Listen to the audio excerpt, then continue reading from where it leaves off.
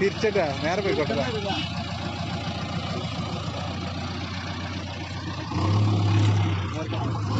എന്താ പോലെ പരിപാടി? ആദ്യം മുമ്പിടാ, ആദ്യം മുമ്പിടാ.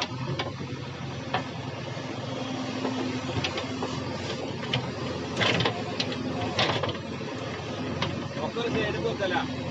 എന്റെ ഫ്രണ്ട് വണ്ടി വന്നിട്ട് കേട്ടില്ല.